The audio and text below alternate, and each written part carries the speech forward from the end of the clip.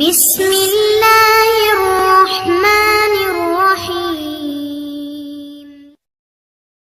அஸ்ஸலாமு அலைக்கும் வரஹ்மத்துல்லாஹி வபரகாத்துஹு.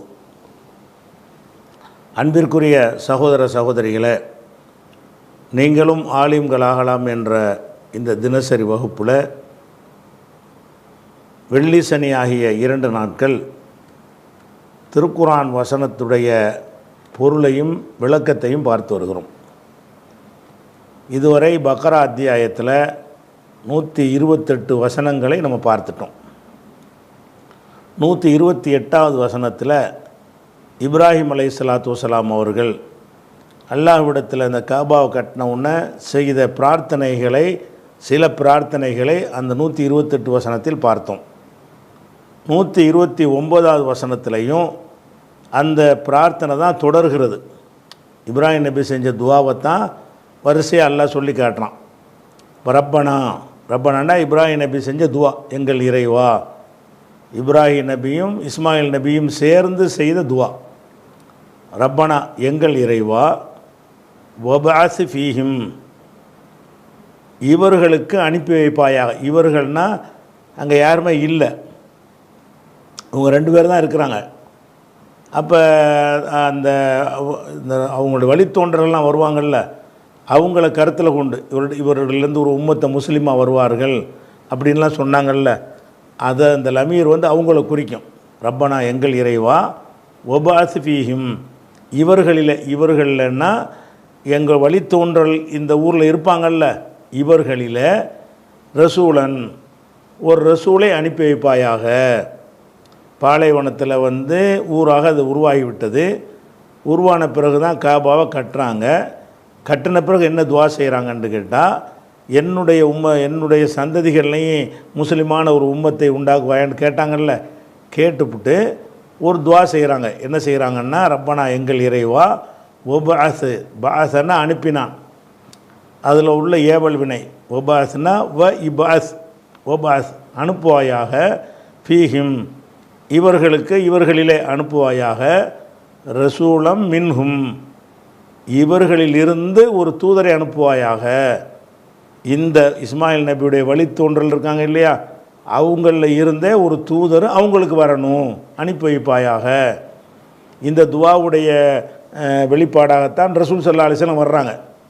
ரசூல் ஸல்லல்லாஹு அலைஹி வஸல்லம் நபி ஆனாங்க இல்லையா, அந்த நபியாவரதை பற்றி இப்ராஹிம் நபியை நெஞ்சிருக்கிறாங்கன்னா, ரசூல்லாண்டுலாம் தெரியாது, ஒரு ரசூல் அனுப்ப சொல்லி துவா செஞ்சாங்க. அல்லாஹ் அதை ஏற்றுக்கொண்டு என்ன செஞ்சுருக்கான்னா, ரசூல் அனுப்பி வச்சுருக்கிறான்.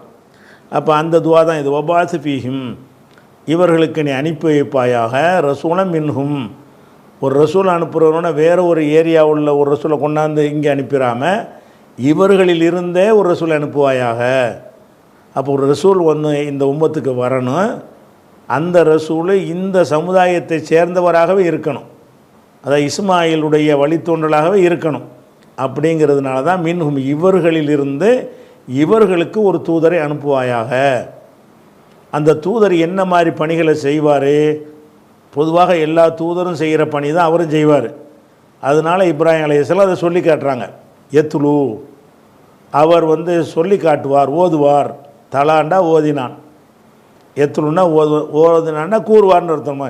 எத்துலு அலைஹிம் அவர்களுக்கு ஓதி காட்டுவார். ஆயாத்திக்க உனது வசனங்களை ஓதி காட்டுவார். இந்த ஓதி காட்டுவாருங்கிற இந்த வாக்கியம் ரசூலுக்கு சிஃபத்து. ஒரு ரசூல் அனுப்புவாயாகன்னு சொல்லியிருக்கோம்ல, அந்த ரசூல் எப்படி இருக்கணும்? எத்துலு அலைஹிம் ஆயாத்திக்க அவர்கள் மீது உனது ஆயத்துகளை ஓதி காட்டுவாரே, அத்தகைய ரசூலை ஓதி காட்டுகின்ற ஒரு ரசூலை அனுப்பி வைப்பாயாக. அப்போ ஒரு ரசூல் அனுப்ப சொல்கிறாங்க. அந்த ரசூல் என்ன செய்வார்னு கேட்டால், எத்துலு அலைஹிம் அவர்களுக்கு ஓதி காண்பிப்பார். ஆயாத்திக்க எத்துலுன்னா அது ஃபேலு, ஆயாத்துங்கிறது மஃபூலு. உனது வசனங்களை, இந்த ஆயாத்தில் என்ன வராது? மஃபூலுக்கு நசபு வரணும். நசபு தான் இது, ஃபத்தஹு வராது. அலிஃபுத்தே ஜம்மு வந்துருச்சுன்னு சொன்னால் என்ன வராது? முஸ்லிமாத்துன் முஸ்லிமாத்தின் முஸ்லிமாத்தன் வராது. அந்த மாதிரி தான் ஆயாத்துன் ஆயாத்தின் ஆயாத்தன் என்று வராது. அப்போ ஆயாத் என்பது மஃபூலு, ஆயாத்தக்கான்னு சொல்லிடக்கூடாது. ஆயாத்திக்க, உனது ஆயத்துகளை, உனது வசனங்களை அவர்களுக்கு ஓதி காட்டுகின்ற ஒரு ரசூலை அவர்களிலிருந்து அவர்களுக்கு அனுப்புவாயாக. மேலும் மேலும் அந்த சிவத்தை அதிகப்படுத்துகிறார், அத்துப்பு செஞ்சு. வயு அல்லிமுகும், அவர்களுக்கு அந்த தூதர் கற்றுக் கொடுப்பார். யோ அல்லிமுன்னா கற்றுக் கொடுப்பார். ஹும் என்றால் அந்த மக்களுக்கு. ஒய் அல்லிமுகும், அந்த தூதர் வந்து கற்றுக் கொடுப்பார்.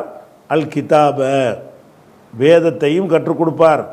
ஒல் ஹிக்மத்தை, ஞானத்தையும் கற்றுக் கொடுப்பார். அப்படின்னு உடைக்காமல் சிஃபத்தை சேர்க்கணும். வேதத்தையும் ஞானத்தையும் கற்றுக் கொடுப்பாரே அந்த ஒரு தூதரை அனுப்பி வைப்பாயாக. ஒய் அல்லிமுகம் என்பது எத்தில் உலகுண்டே அத்துவு செஞ்சுருவோம். செஞ்சிட்டோம்னு சொன்னால் ரசூல் என்பதற்கு இதுவும் சிவத்தாயிரும். ரசூல் எந்த மாதிரி ரசூலாக இருப்பார்? எத்துலு அலைஹிம் ஆயாத்திக்க, உன் வசனங்களை ஓதி காட்டுகின்ற ரசூல். ஒய் அல்லிமுகமுல் கிதாப உல் ஹிக்மா, கிதாபையும் ஹிக்மாவையும் அவங்களுக்கு கற்றுக் கொடுக்குற ஒரு ரசூல். ரசூலை அனுப்புவாயாக. அந்த ரசூல் என்ன செய்யணும்னா உன்னுடைய வசனங்களை ஓதி காட்டணும், உன்னுடைய வேதத்தையும் ஓதி கற்றுக் கொடுக்கணும், ஞானத்தையும் கற்றுக் கொடுக்கணும். அந்த மாதிரி ஒரு ரசூல் என்று அந்த ரசூலுக்கு சிவத்தையும் சொல்கிறார். ஒய் ஜக்கீஹிம், இன்னொரு சிவத்து, மேலும் அவர்களை பண்படுத்துவார். ஜக்காண்டா பரிசுத்தமாக்குறதுனா பண்படுத்துவது. ஒய் ஜக்கீஹிம், அந்த மக்களை பண்படுத்துவாரே அப்படி ஒரு ரசூலை. அப்போ இணைச்சி அர்த்தம் செய்வதாக இருந்தால் அவர்களை பண்படுத்துகின்ற, ஹிக்மத்தையும் கிதாபையும் கற்றுக் கொடுக்கின்ற, உனது வசனங்களை அவர்களுக்கு ஓதி காட்டுகின்ற ஒரு தூதரை அவர்களிலிருந்து அவர்களுக்கு அனுப்பி வைப்பாயாக அப்படின்னு சொல்கிறாங்க. அப்போ இந்த வசனத்தினுடைய விளக்கத்தை நம்ம ஏற்கனவே அந்த வஹி மட்டும்தான் மார்க்கம்ன்ற அந்த உலூமுல் ஹதீஸில் இணைஞ்சிருக்கிறோம். அதை விளக்கியிருக்கிறோம். என்ன விளக்கியிருக்கிறோம்? குரான் மட்டும் வஹி கிடையாது. ரசூல்மார்களுடைய வேலை வந்து வசனங்களையும் ஓதி காட்டுவாங்க, வேதத்தையும் கற்றுக் கொடுப்பாங்க. ஓதி காட்டுறது வேறு, கற்றுக் கொடுப்பது வேறென்றா விளக்கம் கொடுக்கறது தான். ஹிக்மத்தையும் கொடுப்பார்கள், ஞானத்தையும் கற்றுக் கொடுப்பார்கள். இவ்வளோ வேலையை தான் எல்லா ரசூல்மாரும் பண்ணாங்க. அதனால் குரான் வேதம் அல்லாத வகை இருக்குன்றிருக்கு, இது ஆதாரமாக காட்டியிருக்கிறோம். அப்போ இந்த வசனம், இந்த கருத்துப்பட வசனங்கள்லாம் எடுத்து உங்களுக்கு அங்கே விளக்கியிருக்கிறோம். இப்போதைக்கு இவ்வளவு போதும்.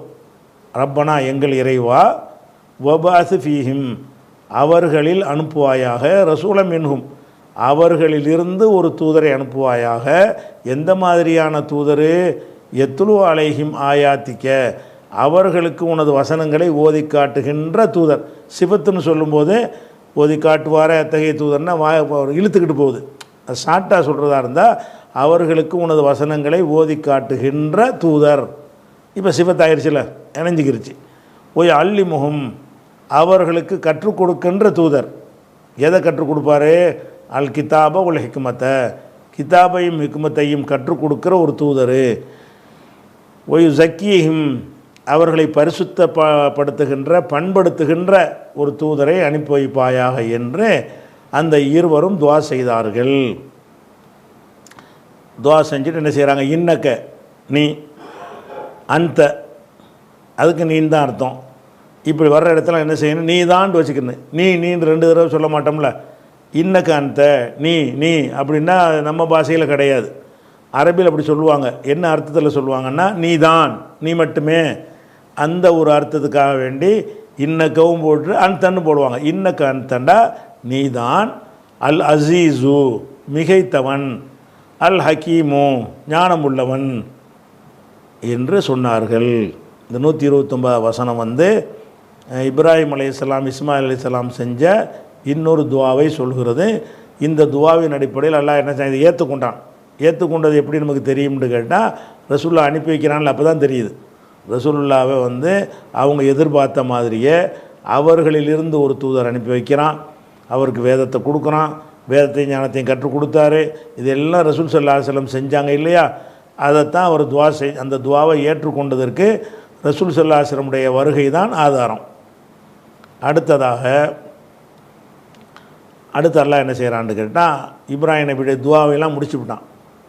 அதுக்கப்புறம் அவருக்கு உரிய அந்தஸ்து என்ன, அவருக்கும் இந்த உம்மத்துக்கும் உள்ள தொடர்பு என்ன என்பதை பற்றி அடுத்த வசனத்தில் அல்லாஹ் என்ன செய்கிறான்? விளக்குறான். என்ன விளக்குறான்ட்டு கேட்டால் ஒமை எர்கபு ரகப எர்கபு. இந்த எர்கபுங்கிற வார்த்தை வந்து ஏற்கனவே சொன்ன யாவும் இருக்கிறது. எர்கபு என்பது முரண்பட்ட ரெண்டு அர்த்தம் கொண்டது. ரகபண்டா வெறுத்தான், ரகபண்டா விரும்பினான். ரெண்டு நேர்முரணான அர்த்தம் தானே. ஒரு பொருளை வெறுத்தான் என்பதற்கும் ரகபங்கிற வார்த்தையை சொல்லுவாங்க. ஒரு பொருளை விரும்பினான் என்பதற்கும் அந்த வார்த்தையை பயன்படுத்துவாங்க. ஆனால் எப்போ இந்த அர்த்தம் வரும், எப்போ அந்த அர்த்தம் வரும்னு கேட்டால், ரகபாவுக்கு பின்னாடி அன் என்ற இந்த அன் இருக்குல்ல, ஜருடைய எழுத்து அன், இந்த அன் போட்டாங்கன்னு சொன்னால் வெறுக்குன்ற அர்த்தமாயிரும்.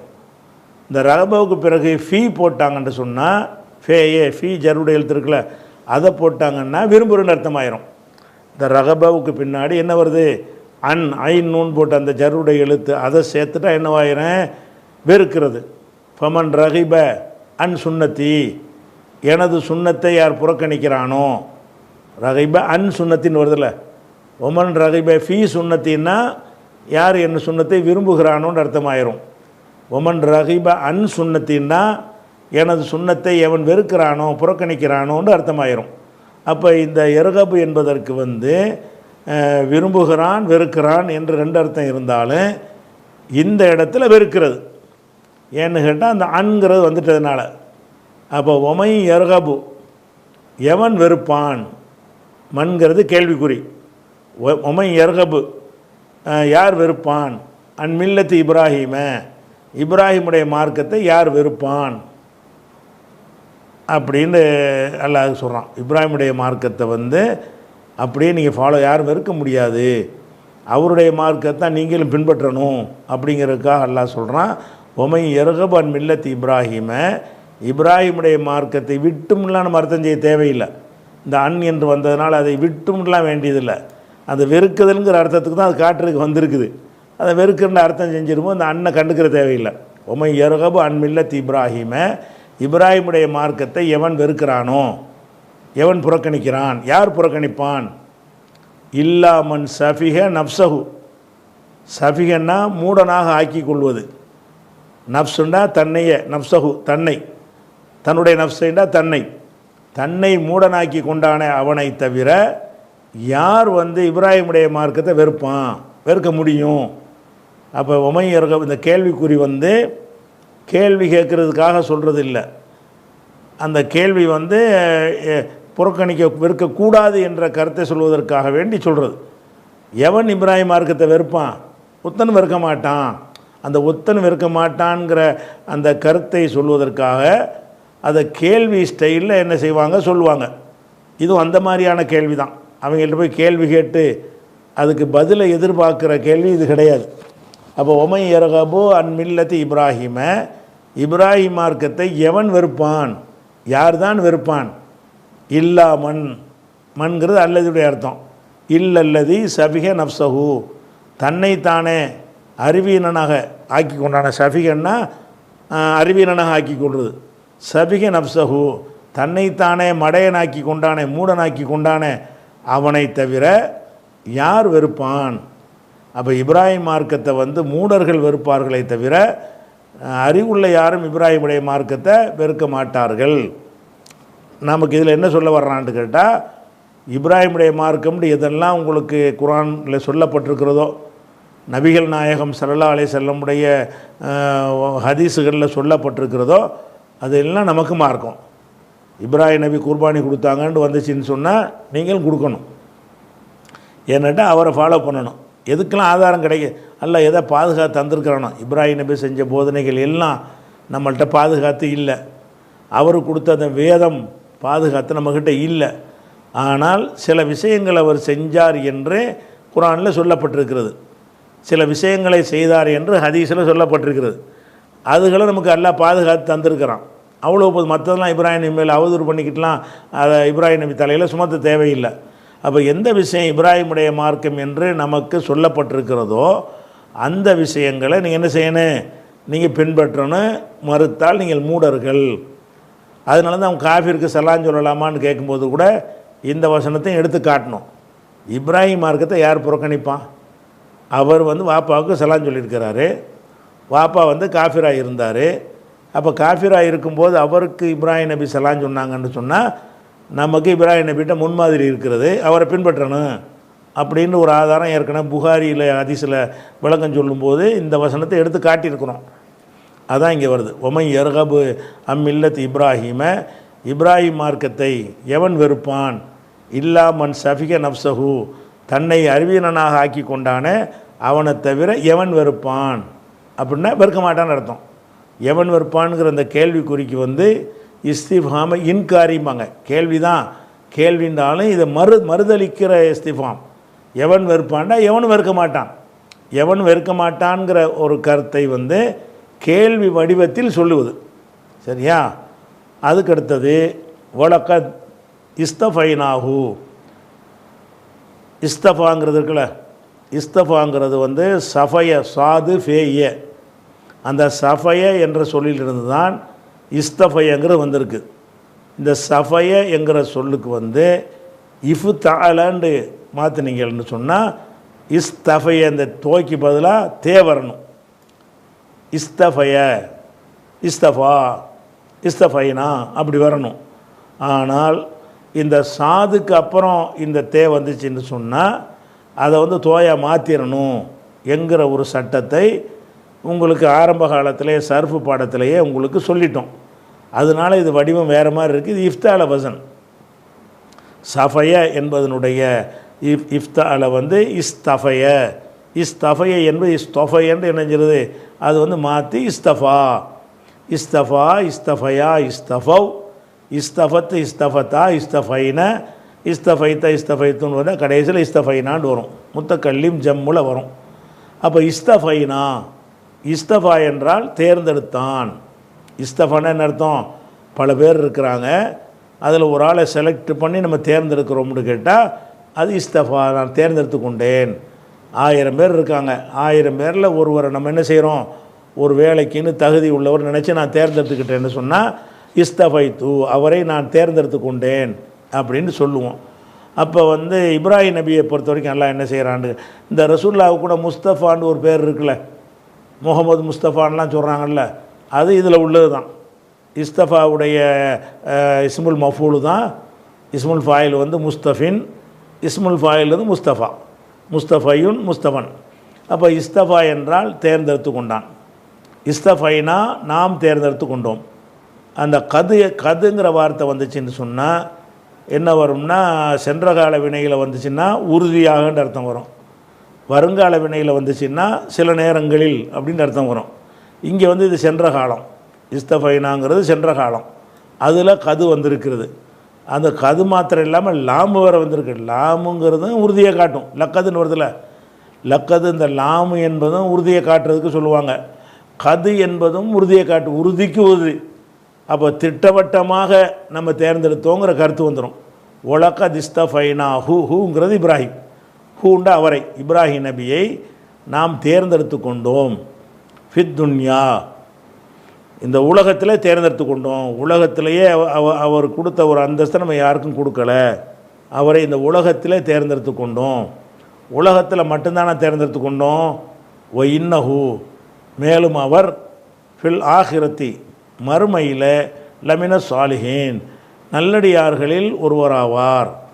அப்போ இங்கேயும் அவர் தேர்ந்தெடுத்து கொண்டோம், ஆகிரத்திலையும் நல்லடியாரில் இருப்பார் என்று இப்படியான ஒரு ஆளாக இருக்கிறதுனால அவரை நான் தேர்ந்தெடுத்து கொண்ட காரணத்தினால அவருடைய மார்க்கத்தை புறக்கணிக்காதீங்க. நம்ம ஹத்னா சுன்னத்து செய்வதில் இருந்து, நகமற்றதில் இருந்து, முடி களைகிறதுல இருந்து, இது எல்லாமே இப்ராஹிம் நபியுடைய சுன்னத்து என்று ரசூலுல்லாஹ் சொல்லியிருக்கிறாங்க. அந்த மாதிரியாக பல விஷயங்களை நம்ம இப்ராஹிம் நபி மார்க்கத்தை பின்பற்றிக்கிட்டு இருக்கிறோம். அதெல்லாம் நீங்கள் புறக்கணிச்சிடக்கூடாது அப்படிங்கிற சொல்லும்போது அவருடைய தகுதியும் எல்லாம் அங்கே சொல்லிடுறான். ஒலக்கத் இஸ்தஃபைனாஹு, அவரை நாம் உறுதிப்பட தேர்ந்தெடுத்து கொண்டோம். ஃபித்துன்யா, இந்த உலகத்திலேயே தேர்ந்தெடுத்து கொண்டோம். ஒய்னஹு, அவர் ஃபில் ஆஹிரத்தி, மறுமையில் லமின சாலிஹீன், லாமு உறுதிக்கு உள்ள வார்த்தை தான். உறுதியாக நல்லோர்களில் ஒருவர். மின சாலிஹின்னா மின் பிளஸ் சாலிஹின், சாலிஹின்கிறது சலக என்பதனுடைய இஸ்முல் ஃபாயிலு, சாலிஹூனு வரும். மின் வந்ததுனால சாலிஹீன. சரியா? இது 130வது வசனம், பெருசாக வழங்குறதுக்கு ஒன்றும் இல்லை. அதுக்கப்புறம் இது கால லஹு ரப்புஹு, இது கால சொன்ன போது, இது காலன்னா சொன்னது எண்ணி பாருங்கள்ன்ற அர்த்தமும் வரும். இங்கே வந்து சொன்னபோது என்று இன்னொரு வாக்கியம் பின்னாடி வந்துருச்சு காலன்னு சொல்லி. இந்த ஒரு காலம் வந்திருக்கிறதுனால இதை இங்கே வந்து முடிக்க இயலும். அதனால் எண்ணி பாருங்கள்னு அர்த்தம் செய்யக்கூடாது. இங்கே என்ன செய்யணும், சொன்ன போது, இது கால லஹு அவருக்கு சொன்ன பொழுது. யார் சொன்ன பொழுது? ரப்புஹு அவருடைய இறைவன் அல்லாஹ். அவருடைய இறைவன் அவருக்கு சொன்னபோது என்ன சொன்னா? அஸ்லிம், அஸ்லிம் என்று சொன்ன பொழுது கால அவர் சொன்னார். சொன்னபோது சொன்னார்னு முடியுதுல, ரெண்டு வாக்கியம் வந்துருச்சுல. அப்படி வர்ற இடங்கள்ல எல்லாம் அந்த இது என்பதற்கு எண்ணி பாருங்கள்னு சொல்லக்கூடாது. வந்தபோது, செய்தபோது, சொன்ன போதுன்னு அந்த போதுங்கிற ஒரு அர்த்தம் கொடுத்துக்கிறணும், லர்ஃபுடைய அர்த்தம் கொடுத்துக்கிறணும். அப்போ இது கால லஹு ரப்புஹு அவருடைய இறைவன் அவருக்கு சொன்ன பொழுது அஸ்லிம், அஸ்லிம் என்று சொன்ன பொழுது. அஸ்லிம்னா என்ன அர்த்தம்? அஸ்லம என்ற சொல்லுக்கு ஏவல் வினை தான் அஸ்லிம். அஸ்லம என்றால் கட்டுப்பட்டு நடந்தான். நம்ம முஸ்லீம்ங்கிற அதுலேருந்து வந்து தானே. அஸ்லம கட்டுப்பட்டு நடந்தான், முஸ்லிமுன் கட்டுப்பட்டு நடக்கிறவன், அந்த மாதிரி வரும். அதில் ஏவல் சொல்வதாக இருந்தால் அஸ்லமவுடைய வருங்காலத்திலிருந்து ஏவல் எடுக்கணும். அஸ்லம யுஸ்லிமு துஸ்லிமுன்னு வந்துடுமா? தே எடுத்துப்புட்டு அந்த சீனுக்கு சுக்குன் இருக்கிறனால என்ன செய்வாங்கன்னு கேட்டால் அஃப் அலங்கிற வசனுக்கு மட்டும் அந்த ஃபத்தஹ் வச்ச அலிஃபையை கொண்டு வந்துடுவாங்க. கசரு லம்மு வச்ச அலிஃபை வைக்கக்கூடாது. அஸ்லமன்ற இருக்குல்ல ஃபத்தஹு, அந்த அலிஃபையை கொண்டாந்து என்ன செய்வாங்க? அம்ருல வச்சுருவாங்க. அப்போ அஸ்லம என்பதனுடைய அம்ரு வந்து அஸ்லிம், அக்கரமவுடைய அம்ரு வந்து அக்ரிம், இதே மாதிரி வரும். அப்போ இது கால லஹு ரப்புஹு அவருடைய இறைவன் அவருக்கு சொன்ன பொழுது என்ன சொன்னால்? அஸ்லீம் கட்டுப்படு என்று சொன்ன பொழுது, அஸ்லீம் என்று சொன்ன பொழுது அல்லது கட்டுப்படு என்று சொன்ன பொழுது சொல் பேச்சு கேட்டு நடங்கிறான்ல. இவ்வளோதான். என்ன எதில் கட்டுப்படுறேன்னு சொல்லலை, கட்டுப்பட்டு நடன்னு சொல்கிறான், அவ்வளோதான். சொன்ன உடனே கால அவர் சொன்னார் அஸ்லம் தூ நான் கட்டுப்பட்டேன், இல்லை ரப்பில் ஆலமீன் ரப்புல் ஆலமீனு கட்டுப்பட்டேன். சொல்கிறேன் ரப்புல் ஆலமீன் சொல்லும்போது கட்டுப்படாமல் இருக்க முடியுமா? யாரோ எவரோ இதை சொல்கிறாங்க. நீ அகிலத்தின் அதிபதியாக இருந்துக்கிட்டு கட்டுப்பட சொல்கிற, அகிலத்தின் அதிபதி கட்டுப்படாமல் இருக்க முடியுமா? அப்படிங்கிறதுனால வெறும் அஸ்லமத்து மட்டும் சொல்லாமல் ஏன் உனக்கு கட்டுப்படுறேன்னு கேட்டால் நீ ரப்புல் ஆலமீனாக இருக்கிறாய் என்ற அந்த காரணத்தையும் இணைத்து வாசகத்தை சொல்கிறார். எப்படி சொல்கிறாரு? கால இப்ராஹிம் நபி சொன்னார்கள் அஸ்லம் தூ நான் கட்டுப்பட்டு விட்டேன், ரப்பில் ஆலமீன் அகிலத்தின் அதிபதிக்கு, அகிலத்தின் அதிபதியாக அல்லாவுக்கு நான் கட்டுப்பட்டு விட்டேன் என்று அவர் சொன்னார். என்ன சொன்னாலும் ஏன் எதுக்குன்னு கேட்க மாட்டார், உடனே சரின்றுவார். அந்த மாதிரி ஒரு ஆள். அதுக்கடுத்து எல்லாம் இப்ராஹிம் நபியுடைய விஷயமாக தான் வந்துக்கிட்டு இருக்கிறது. வஸ்ஸா, வஸ்ஸாங்கிற வார்த்தை வந்து வசியத்துன்னு சொல்கிறோம்ல, அந்த சொல்ல உள்ளதான். வஸ்ஸைய என்பதில் இருந்து ஃபஅலன்னு மாற்றினோம்னா வஸ்ஸையன்னு வரும். வஸ்ஸையன்னு சொல்லக்கூடாது, வஸ்ஸா. வஸ்ஸாண்டா எதுக்கு சொல்கிறதுன்னு கேட்டால் வஸ்ஸாவுடைய அசல் அர்த்தம் வந்து வசியத்து. வசியத்துனா என்ன? ஒரு மனிதன் வந்து மரண வேலையில் இருக்கும் பொழுது முக்கியமான விஷயத்தை என்ன செய்வான்டா சொல்லுவான். அதாவது எந்த சொத்துக்களெல்லாம் மறைச்சி வச்சுருந்தானோ யாருக்கும் தெரியாமல் அதையெல்லாம் சொல்லுவான். மோனை கூப்பிட்டு என்ன செய்வான்? அந்த அங்கங்கே அந்த சொத்து கிடக்குது, இங்கே அதை வாங்கி போட்டிருக்கிறேன், பேங்கில் இவ்வளோ இருக்குது, எல்லாத்தையும் பிள்ளைகள் அனுபவிக்கணுமே என்பதற்காக வேண்டி முக்கியமான விஷயங்களை எல்லாம் அந்த இறுதி நேரத்தில் சொல்வார்கள். அப்போ இறுதி நேரத்தில் சொல்லக்கூடிய விஷயத்துக்கு பேர் தான் வசியத்து. வஸ்ஸா பிஹா, இதை பிஹாண்டு வருது, இதைன்னு வருது. இதை என்பதற்கு எதுவுமே அங்கே அந்த மீள்வதற்கு உள்ள வாசகம் ஒன்றுமே இல்லை. அப்போ இதைண்டா எதைன்னா இந்த அறிவுரையை, இந்த அல்லாஹ் கட்டுப்படணுங்கிற விஷயத்தை என்ன செஞ்சார்? இப்ராஹிம் நபி வந்து இப்ராஹிம் வசியத்து செய்தார், அதை வலியுறுத்தி சொன்னான்னு அர்த்தம். வசியத்துனா என்ன அர்த்தம்? சாதாரண நேரத்தில் சொல்கிற பேச்சை விட அந்த மரண வேளையில் பேசுகிற பேச்சு கொஞ்சம் அழுத்தம் கூட இருக்கும். அழுத்தம் கூட வச்சு சொல்கிறதுனால அதுக்கு வசியத்துன்னு பேர். இப்போ வஸ்ஸா பிஹா, இதனையே வசியத்தாக சொன்னார், வலியுறுத்தி சொன்னார். இப்ராஹீமு ஃபாயில், இப்ராஹிம் சொன்னார். யாருக்கு சொன்னார்? பனீஹி, அவருடைய பிள்ளைகளுக்கு சொன்னார். இப்னு இருக்குல்ல, இப்னு என்பதை அந்த இப்னுன் இப்னானின்னு சொல்கிறோம்ல, அதில் என்ன செய்வாங்கன்னா அந்த லமீரோட சேர்க்கும்போது இப்னு பனீன இப்னீஹின்னு சொல்ல மாட்டாங்க. இப்னுன் இப்னானி இப்னுன்னு தானே, இப்னூஹுன்னு தானே சொல்லணும். அதில் அந்த அலிஃபை காலிஃப் என்ன செய்வாங்கன்னா பனூனாண்டு ஆக்கிடுவாங்க. இப்னுக்கு ஜம்மு இப்னூன் என்று வரணும். ஆனால் அந்த ஒருமையில் மட்டும் இப்னுங்கிறத சொல்லுவாங்க. பன்மையில் இப்னூன் என்பதில் இந்த அலிஃபை காலி பண்ணிட்டு பனூன என்று சொல்வார்கள். பனூன என்றால் மக்கள், இப்னுன் ஒரு மகன், பனூன் என்றால் பல மகன்கள். அந்த பனூன என்பதை இலாபத்து செஞ்சால் பனூஹு, பனு இப்ராஹிம், பனு இஸ்மாயில்னு என்ன செய்யும், பனு இஸ்ராயில்னு வந்துடும். அதில் ஜர்ரு செய்ய வேண்டிய நசபு செய்ய வேண்டிய இடம் வந்தால் பனின்னு ஆயிக்கிறோம். அப்போ இது பனீஹின்னா பனீன என்பதனுடைய இலாபத்து வடிவம் தான் பனிங்கிறது. அப்போ வஸ்ஸா பிஹா, இதனை வலியுறுத்தி சொன்னார் இப்ராஹிம் வலியுறுத்தி சொன்னார். எதை? அல்லாவுக்கு கட்டுப்படணுன்ற ஒரு அறிவுரை இருக்குல்ல, நான் அல்லாவுக்கு கட்டுப்படுவேன்னு சொல்லிட்டு ஒரு முடிச்சுக்கிறல, இந்த அல்லாவுக்கு தான் கட்டுப்பட்டு என்னத்துக்கு சொன்னாலும் கட்டுப்படணும் என்கிற போதனையை வலியுறுத்தி சொன்னார் இப்ராஹிமு. பனீஹி, அவருடைய பிள்ளைகளுக்கு, இப்ராஹிம் நபி அவருடைய பிள்ளைகளுக்கு இதை வலியுறுத்தி சொன்னார்.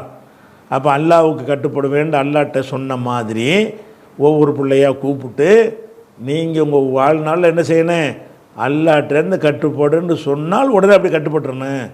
அல்லாவுக்கு கட்டுப்படுற விஷயத்தில் தயக்கம் காட்டக்கூடாது என்று அவர் சொன்னார். அப்போ வஸ்ஸா பிஹா, இதனை வலியுறுத்தி சொன்னார் இப்ராஹிம் பனீஹி, அவருடைய பிள்ளைகளுக்கு வலியுறுத்தி சொன்னார். யாக்கூபும் வலியுறுத்தி சொன்னார். இப்ராஹிமும் யாக்கூபுன்னு ரஃபோ வந்திருக்குல்ல, ரஃபோ வந்திருக்குன்னா இப்ராஹிமில் அத்துப்பு, இப்ராஹிமுக்கு தான் ரஃபோ இருக்குது ஃபாயிலுங்கிற அடிப்படையில். அப்போ இப்ராஹிமும் வலியுறுத்தினார், யாக்கூபும் வலியுறுத்தினார். யாக்கூபை கொண்டாந்தீங்க சொருகிறான்லான்னு கேட்டால், இந்த வசனம் இறங்கும் பொழுது மதீனாவில் பனி இஸ்ராயல்கள் ஜாஸ்தியாக இருந்தாங்க, யூதர்கள் இருந்தாங்க. அவங்க யூதர்கள் எல்லாத்தையும் விட பெரிய ஆளாக யாரை நினைப்பாங்கன்னா யாக்கூபை தான் நினைக்குவாங்க. இப்ராஹிம் நபியை விட பெரிய ஆள் மாதிரி யாரை நினைக்குவாங்க? யாக்கூப் நபி இப்ராஹிம் நபிக்கு பேரப்புள்ள, இப்ராஹிம் நபியுடைய மகன் இஸ்ஹாக்குடைய மகன் யாக்கூபு பேரப்புள்ள. இருந்தாலும் இவங்க சிறுவேலர்கள் என்ன செய்வாங்கன்னு கேட்டால், அந்த யாக்கூபோடு தான் நமக்கு தலைவர் என்று வைத்து கொண்டிருந்தார்கள். அதனால தான் இஸ்ராயிலுங்கிற பேரில் அவங்க அழைக்கப்பட்ட யாக்கூபுடைய இன்னொரு பேர் தானே இஸ்ராயில். யாக்கூபுங்கிறதே அவர் நபியுடைய ஒரு பேராக இருந்தாலும் அந்த யாக்கூப் நபியுடைய இன்னொரு பேர் என்னென்னா இஸ்ராயில் மக்களேன்னு தான் அல்லாவும் கூப்பிட்றான். அவங்களும் இன்றைக்கி தேதி வரைக்கும் அவங்க தங்களுக்கு வச்சுக்கிட்ட பேர் என்ன? இஸ்ரவேலர்கள், இஸ்ராயில்கள். அப்போ இஸ்ராயில்னா என்ன அர்த்தம்? யாக்கூப் நபி வழித்தோன்றல்கள். அப்போ அவர்கள் யாக்கூப் நபியை முக்கியமான இடத்துல வச்சிருக்கிறதுனால அல்லாஹ் என்ன செய்கிறான்டா, அடை நீங்கள் மதிக்கிற யாக்கூப் நபி இதைத்தாண்டா வலியுறுத்தினார். இப்ராஹிம் வலியுறுத்தினார்னா மதிக்க மாட்டானுவோ. இப்ராஹிம் நபி யாக்கூப் நபியோட மேலானவர் தான், ஆனால் அவங்களுக்கு அதில் அவ்வளோக்கு தாக்கத்தை ஏற்படுத்தாது. நம்ம ஆளுக்களுக்கு அந்த அப்துல் கார் ஜீலானின்னு என்ன செய்கிறாங்க, இன்னும் அல்லாஹ் சொன்ன மாதிரி பார்க்குறாங்கல்ல, அப்படி ஒரு பக்தி இவங்களுக்கு யாக்கூப் நபி மேலே. அப்போ யாக்கூப் நபி சொன்னாங்கன்னா என்ன செய்வாங்க, அப்படியே ஏற்றுக்குருவாங்க, மதிப்பாங்க. அதுக்காக அல்லாஹ் என்ன செய்கிறான்னு கேட்டால், அல்லாவுக்கு கட்டுப்படணுங்கிற இந்த ஒரு விஷயத்தை இப்ராஹிம் மட்டுமா சொன்னார்? யாக்கூபும் வலியுறுத்தினார். எப்படி வலியுறுத்தினார்? ரெண்டு பேர் வலியுறுத்தின வாசகத்தை அல்லாஹ் பின்னாடி கொண்டு வர்றான். இப்ராஹிமும் யாக்கூபும் என்ன வலியுறுத்தினார்கள்னு கேட்டால், யா பனிய, பனூன என்றால் மகன்கள். அந்த பனூனவுள்ள இலாப செஞ்சீர்னா ஏயில் இலாப செய்கிறோம், எனதுன்னு சேர்க்கும்போது அப்போ பனுயன்னு வந்துடும். பனுயன்னு வந்தால் அந்த ஏக்கு தகுந்த மாதிரி மாற்றி பனியன்னு மாற்றிடுவாங்க. யா பனிய, எனது மக்களே. ரெண்டு பேரும் சொன்னது இப்ராஹிம் நபியும் பிள்ளைகளுக்கு சொன்னாங்க, யாக்கூப் நபியும் பிள்ளைகளுக்கு சொன்னாங்க. எப்படி சொன்னாங்கன்னா, யா பனிய, என் புதல்வர்களே, என் மக்களே, இன்னல்லாக, இறைவன், இஸ்தஃபாலக்கும், உங்களுக்கு தேர்வு செய்து கொண்டான், அத்தீன, இந்த மார்க்கத்தை. எந்த மார்க்கத்தை? அல்லாவுக்கு கட்டுப்படணும் என்கிற மார்க்கத்தை உங்களுக்கு தேர்ந்தெடுத்து கொண்டான். எல்லாருமே மரண நேரத்தில் வசியத்தான் செய்கிறாங்க. எப்படி? யா பனிய, எனது மக்களே, இன்னல்லாஹ் ஹஸ்தஃபா அலக்குமுத்தீன, அல்லாஹ் உங்களுக்கு தீனுடா மார்க்கம், அத்தீனுடா இந்த மார்க்கம். இந்த மார்க்கம்னா எந்த மார்க்கம்? அல்லாஹ் சொல்வதுக்கு கட்டுப்படணும் என்கிற மார்க்கம். அப்போ இஸ்தஃபா அலக்குமுத்தீன, இந்த மார்க்கத்தை அல்லாஹ் உங்களுக்கு தேர்ந்தெடுத்து கொண்டான் என்று இப்ராஹிம் நபியும் பிள்ளைகளுக்கு சொன்னார், யாக்கூப் நபியும் சொன்னார். சொல்லிவிட்டு பலா தமூத்துன்ன, நீங்கள் மரணிக்கக்கூடாது. மாத்தண்டா மரணித்தான், அவனுடைய வருங்காலம் எமூத்து.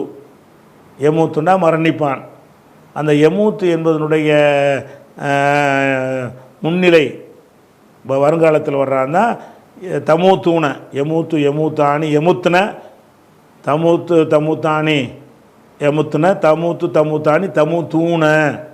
அந்த தமூத்தூனை தான் இது. தமூத்தூன என்பதில் அந்த தாக்கியதுடைய, அதாவது சக்கைலாவுடைய கனமான நூனை சேர்க்கும் பொழுது தமூத்துன்னடு ஆயிரும்.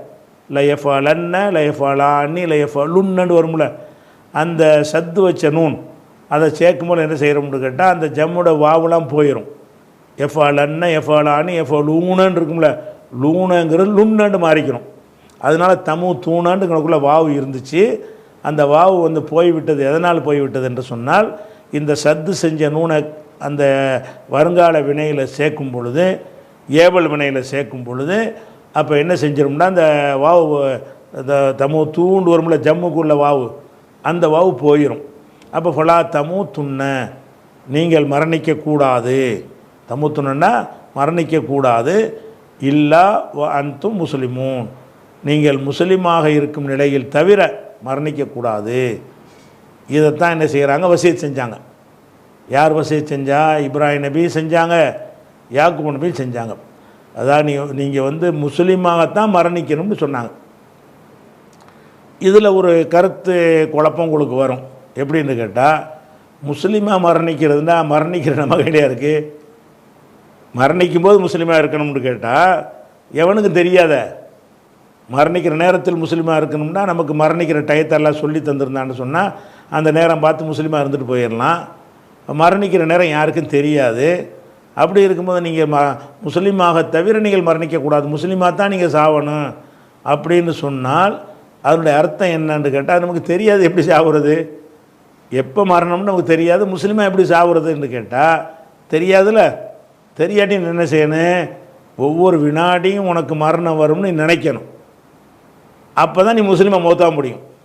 முஸ்லீமாக மௌத்தாகிறதுன்னு என்ன அர்த்தம்னு கேட்டால், எப்போவும் முஸ்லீமாக வாழுன்ற அர்த்தம். மரண வேளையில் முஸ்லீமாவுன்ற மரண வேலை யாருக்கும் தெரியாத. அப்போ மரண வேளையில் முஸ்லீமாவுன்ற ஒரு முஸ்லீமாக தான் நீ மௌத்தா போகணும்னு சொன்னாலேயே நம்மளுடைய மௌத்துடைய நேரம் யாருக்கும் தெரியாது. அப்போ நம்ம என்ன செய்யணும்? எந்த வினாடியும் நமக்கு மரணம் வரலாம். அந்த நேரத்தில் மரணம் வந்துச்சுன்னா நல்லவனாக நம்ம இருக்கணும். அப்படின்னா மொத்த வாழ்க்கையும் நல்லா இருக்கணும் என்பதற்கு தான் இந்த வாசகத்தை சொல்கிறாங்க. முஸ்லீமாக தவிர மரணிக்கக்கூடாது என்றால் எல்லா நேரமும் முஸ்லீமாக இருக்க வேண்டும். போடுற ஆட்டம்லாம் ஆட்டம் போட்டு கடைசி ஆக்கிடலாம்னா, ஆட்டம் போடும்போது நீ போயிட்டீன்னா இப்படி முஸ்லீமை மௌத்தா போவ. அப்போ ஆட்டம் போடாமல் ஒழுங்காக இருந்தீங்கன்னா தான் எப்போ மௌத்து வந்தாலும் நீ முஸ்லீமை மௌத்தா போவ. அப்போ எல்லா நேரமும் முஸ்லீமாக வாழுங்கள்ங்கிற ஒரு அர்த்தத்தை தான் இந்த சொல்லை கொண்டு என்ன செய்கிறாங்க? தெரிவிக்கிறாங்க. இது 132. 133வது வசனத்தினுடைய விளக்கத்தை இன்ஷா அல்லாஹ் நம்ம நாளைக்கு பார்ப்போம்.